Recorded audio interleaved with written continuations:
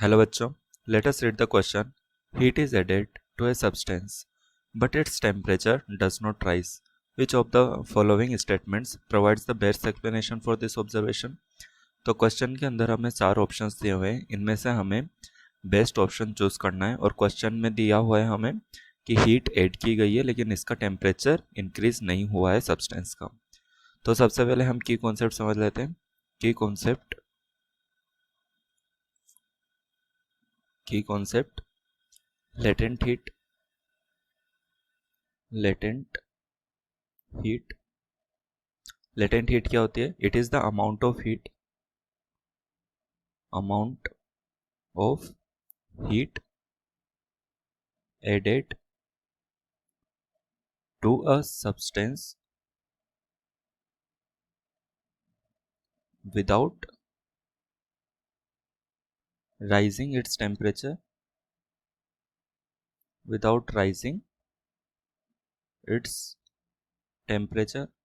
तो हम यहाँ पर समझते हैं, हमें कोई सब्सटेंस दिया हुआ है और इसके अंदर डेल्टा क्यू हीट ऐड की गई है. तो इसमें क्या क्या चेंज हो सकते हैं?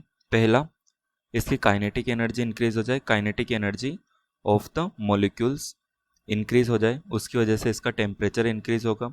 एक पहला पॉसिबिलिटी है. दूसरी पॉसिबिलिटी क्या होगी? दूसरी पॉसिबिलिटी होगी इसका फेस चेंज हो जाए. फेस चेंज होगा तो उसके अंदर टेम्परेचर इंक्रीज नहीं होगा, डेल्टा टी 0 रहेगा. तो जो एनर्जी होगी वो कहाँ पर यूज कर ली जाएगी? इन ब्रेकिंग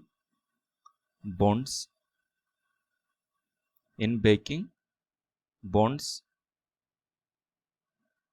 जो रेस्पॉन्सिबल है किसी पर्टिकुलर स्टेट के लिए. Let us take the example of H2O. इसकी इनिशियल स्टेट क्या होगी? H2O हमने लिया H2O जिसका टेम्परेचर है T0 और ये T0 है lesser than 0 degree centigrade.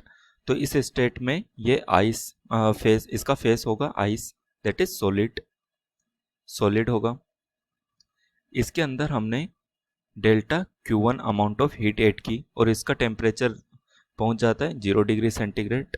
It is also ice in solid state, ये अभी भी सॉलिड स्टेट के अंदर है.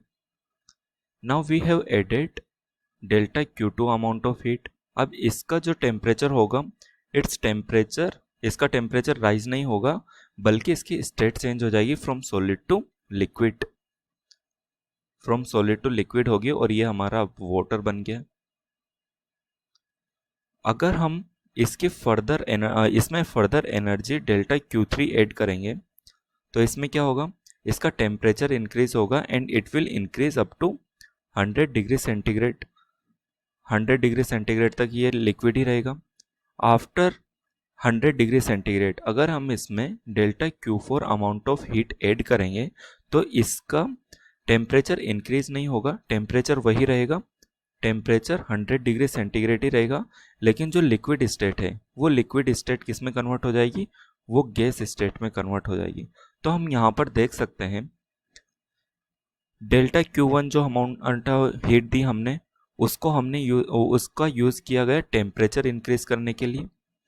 डेल्टा Q2 एनर्जी जो दी उसको यूज किया गया फेस चेंज के लिए. यहाँ पर फेस चेंज के लिए यूज किया गया, लेकिन डेल्टा T 0 रहेगा इस स्टेट में.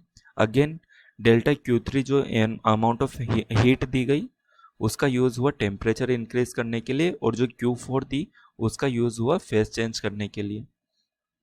तो यहाँ से हम कंक्लूड कर सकते हैं कि जहाँ पर भी फेस चेंज होगा वहाँ पर टेम्परेचर इंक्रीज नहीं होगा. तो अब हम यहाँ से अपना बेस्ट ऑप्शन चूज कर सकते हैं. Option A, the substance must be A gas. तो ऐसा कुछ नहीं है. हमने यहाँ पर देखा कि हीट ऐड की जा रही हो और सब्सटेंस सॉलिड से यहाँ पर सॉलिड से लिक्विड में चेंज हुआ, तो हमारा ऑप्शन ए गलत हो गया. दूसरा, the substance must be a non perfect solid. तो ऐसा कुछ था नहीं, क्योंकि यहाँ पर हमने देखा है ये लिक्विड भी हो सकता है जहाँ पर इसकी स्टेट चेंज हो रही हो, तो ये भी गलत हो गया. दूसरा, the substance undergo A change of the face, ये पॉसिबिलिटी हो सकती है. हमारा ऑप्शन सी हम अभी होल्ड कर लेते हैं. ऑप्शन डी देख लेते हैं.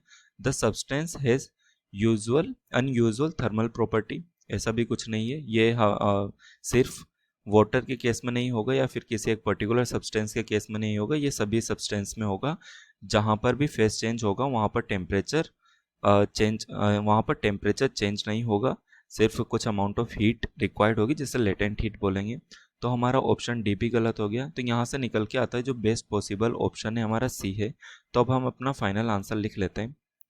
Final answer is option C. Option C.